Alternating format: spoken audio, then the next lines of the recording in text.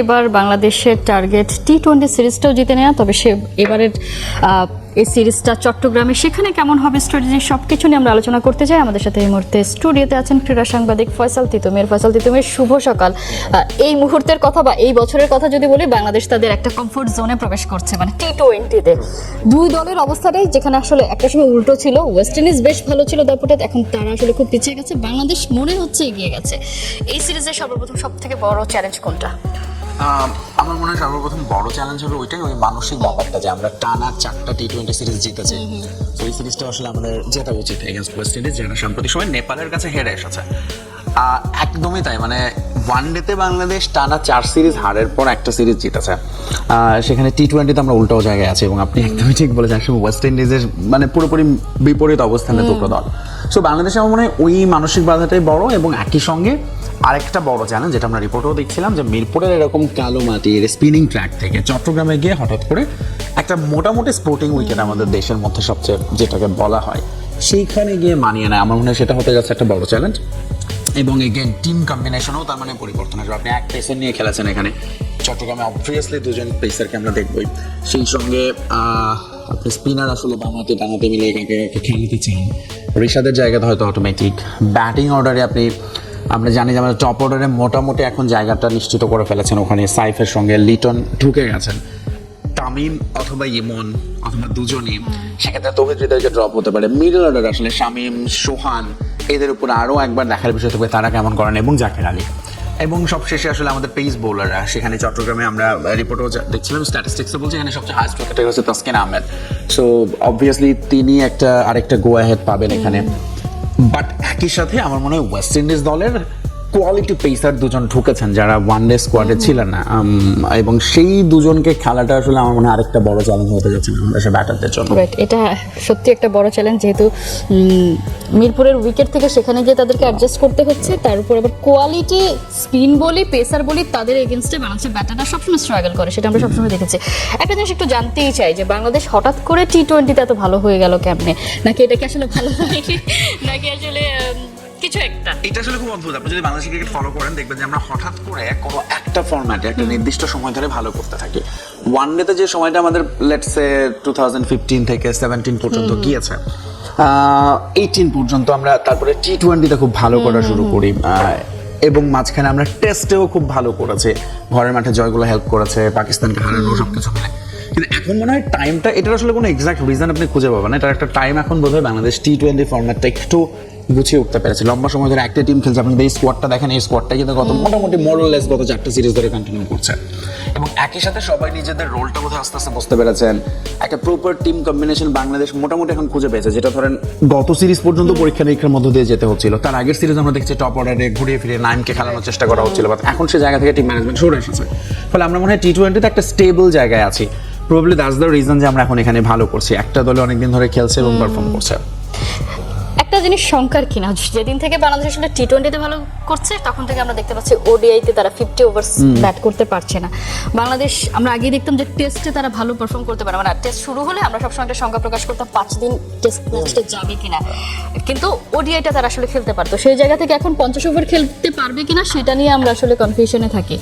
এটা কি এমন যে বাংলাদেশ আসলে এখন শর্টার, মানে মোস্ট শর্টার ফরম্যাটের দিকে বেশি আগ্রহী হয়ে উঠেছে, বা ইন্টেন্ট?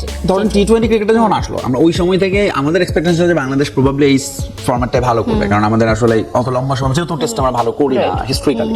কিন্তু টি-20তে আমরা আসলে ঠিক মনে হচ্ছিল যে আমরা এখন আমাদের রিদমটা খুঁজে পাচ্ছিলাম না, নানান রকম স্ট্রাগল পরিবর্তনের ভিতর দিয়ে যাচ্ছিল, কিন্তু এখন এসে আমরা সেটা খুঁজে পেয়েছি। বাট একই সাথে ওয়ানডেতে তো এটা একটা চিন্তার ব্যাপার বটেই, এবং এটার বড় কারণ হচ্ছে আপনার ধরেন দলের, আমরা বলি যে মিডল অর্ডার নেই, এবং এইটা না থাকার প্রভাবটা আপনি টি-20তে 20 ওভার গেম কোনো একজন ব্যাটার লম্বা সময় খেললে আপনি হয়তো সেটা টের পাচ্ছেন না, বাট ওয়ানডেতে এটা আসলে টের পাওয়া যায় খুব প্রকটভাবে, এবং আমরা সবশেষ ওয়েস্ট ইন্ডিজ সিরিজেও সেটা দেখলাম।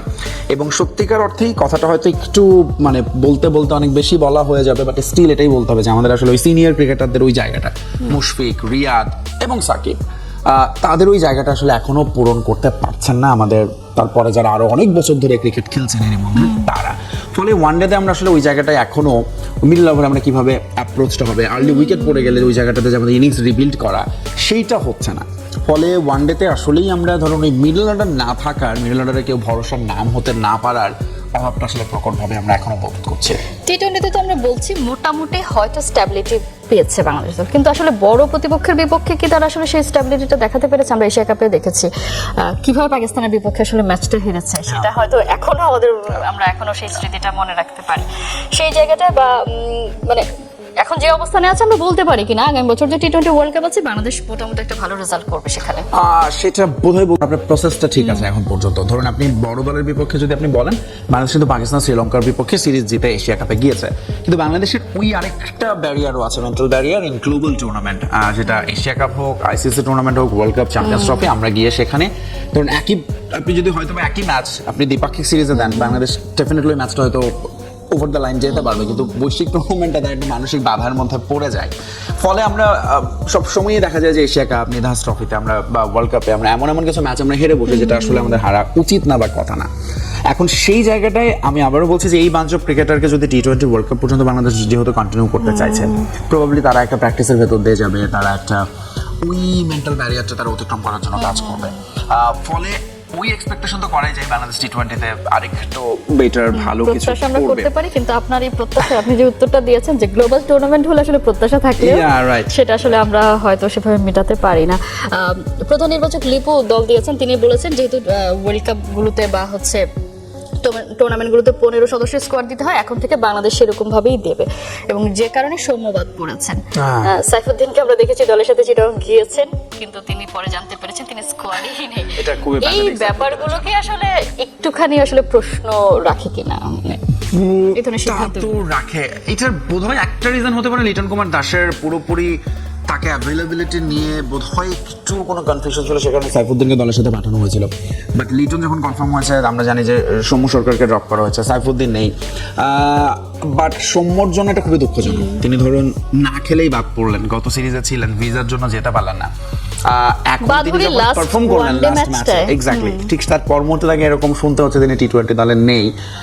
এখন আসলে হয়েছে কি, টি-20 ধরুন ওই জায়গাটায় সৌম্যর পজিশনে তামিম ইমন আসলে পার পেয়ে যাচ্ছেন, ভালো করছেন, যেটা ওয়ান ডেটা হয়তো তারা করতে পারছেন না। ফলে টি-20 আরেকটু খারাপ করার জন্য হয়তো তাদের ওয়েট করতে হবে যখন আমরা সৌম্যকে নিতে পারি। সেটা ঠিক আছে, কিন্তু স্কোয়াডের বিবেচনার কথা বলছি। যেমন আমরা এশিয়া কাপে দেখেছি লিটন যখন ইনজিওর্ড হয়ে গেল, তখন কিন্তু বাংলাদেশ আসলে একটু ঝামেলায় পড়েছে, সৌম্য যেতে পারেননি, কিন্তু ভিসার জটিলতা না থাকলে তো তিনি যেতেন, মানে তাকে বাংলাদেশ থেকে উড়িয়ে নিয়ে যেতে হচ্ছে। এখানে তো ঢাকা থেকে চিটং খুব ওড়ানোর কোনো এত সময়ের ব্যাপার নেই। স্কোয়াডে রাখলে 15 সদস্য যদি 17 সদস্যের স্কোয়াড হতো, খুব বেশি সমস্যা হতো। আমার মনে হয় ঘরের মাঠে এটা তো করাই যায়, এই অ্যাডভান্টেজটা আপনি পাবেন, যেটা আপনি বলেছেন যে, বা লিপু যেটা বলেছে আমাদের প্রধান নির্বাচক, যে 15 সদস্যের squad normally that's the practice, কিন্তু আপনি হোম সিরিজে কিন্তু আপনি 16 জন 17 জন দলের সঙ্গে আপনি অবশ্যই রাখতে পারেন, এবং সেই জায়গাটায় আপনার ধরুন যে কোনো, যদিও বাংলাদেশ কিন্তু শুধু প্রথম দুটো টি-20 দল দিয়েছে, ফলে আমি এক্সপেক্ট করছি থার্ড টি-20 হয়তো সৌম্য সরকারকে আমরা দেখতে পাবো, এবং একই সাথে সাইফুদ্দিনকে আসলে আমার মনে হয় বাংলাদেশ দল ক্যারি করা উচিত টিল দ্য টি-20 ওয়ার্ল্ড কাপ। কারণ আমরা এশিয়া কাপে দেখেছি, ইনফ্যাক্ট লাস্ট ম্যাচে আফগানিস্তানের সঙ্গে তিনি খুব ভালো পারফর্ম করেছেন, এবং বাংলাদেশের পেস বোলিং অলরাউন্ডার নাই। সো আসলে সাইফুদ্দিনের উপর আপনাকে ওই ইনভেস্টমেন্টটা করতে হবে, যে ইনভেস্টমেন্ট আপনি রিশাদের উপর করছেন as a leg spinner. So সাইফুদ্দিনকে আসলে আপনি হয়তো তাকে, সে আমাদের অটোমেটিক চয়েস না, কিন্তু উইকেট কন্ডিশন এবং অপোনেন্ট বিবেচনা সাইফুদ্দিনকে আপনি ব্যবহার করতে হবে। যখন আপনি একজন পেস বোলার কমিয়ে দিতে চাইবেন, সাইফুদ্দিনকে লাগবে। ব্যাটিং ডেপথ আরেকটু বাড়ানোর জন্য সাইফুদ্দিনকে লাগবে। সো আমি বরং মোর সাপোর্টার অফ মানে সাইফুদ্দিন, যে তাকে দলের সঙ্গে রাখা। ও সৌম্য সরকার তো এখন আসলে দলের যে জায়গাটা নাইম শেখ ছিলেন থার্ড ওপেনার আমাদের, সৌম্য এখন ঠিক এক্স্যাক্টলি সেই জায়গাটা আছে। So he just need his moment. Probably third টি-20 আমরা দেখবো ফার্স্ট এবং সেকেন্ড টি-20 যদি তামিম ইমনের কেউ খুব বেশি খারাপ করেন, তখন হয়তো তাদের একজনকে বদলে আমরা সৌম্য সরকারকে সেখানে দেখতে পারি।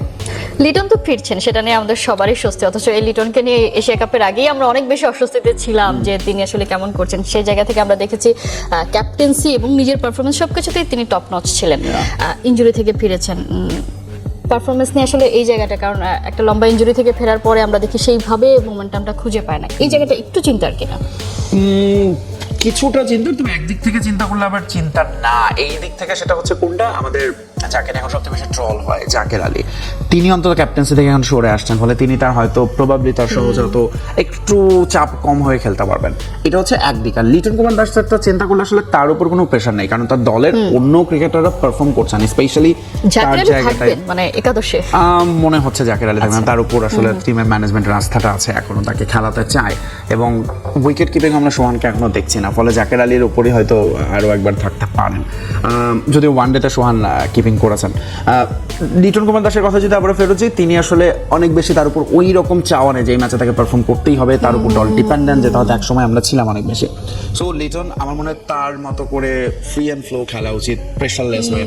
শুধু ক্যাপ্টেন্সিতে হয়তো যদি তিনি ফোকাস করেন এবং ব্যাটিংয়ে তার জায়গাটায় কেন বলছি, কারণ সাইফ হাসান আমাদের খুব ভালো করছেন, কনজিকিউটিভ আমরা দেখছি টানা তিনি ভালো করে যাচ্ছেন, ফলে সেই জায়গাটায় তার উপর প্রেশার একটু কমই থাকবে। বাট লিটনের ওই ব্যাপারটাও আছে, তিনি খুবই একটু ইমোশনাল হয়ে যান মাঝে মধ্যেই, মানে তিনি তার ইমোশনকে কন্ট্রোল করতে পারেন না, ফলে তাকে আসলে ওইভাবে নিজেকে ধরুন রিয়ালিটি বা বাস্তবতা মেনে উইকেটের সঙ্গে বিবেচনা, যদিও লিটনের জন্য এটা একটা ভালো হয়েছে যে চিটাগাংয়ে তিনি ব্যাক করতে পারছেন, ব্যাটিং ট্র্যাক পাবেন। সো প্রবাবলি লিটন কুমার দাস চাইবেন যে একটা ছোট্ট টোটাল হলে সেটাকে যেন বড় করতে পারেন। তিনি যদি 20 রানও করতে পারেন, সেটা তো একটা গুড স্টার্ট, যেটা সেকেন্ড টি20 থার্ড টি20 তিনি আরো বেটার কিছু করার একটা অপরচুনিটি পাবেন। নিশ্চয়ই, কারণ আমরা লিটনের অ্যাপিয়ারেন্সটাই খুব বেশি মিস করেছি, সেটা আমরা চিটাগাংয়ে পাচ্ছি, এবং সেটাই দলকে অনেক বেশি রিভাইভ করবে, সেটাই প্রত্যাশা রাখতে চাই। এবং টি20তে বাংলাদেশের যে জয়রথটা চলছে সেটা কন্টিনিউ থাকবে, সেটা প্রত্যাশা রাখতে চাই। তিতুমির অসংখ্য ধন্যবাদ। ধন্যবাদ আপনাকে।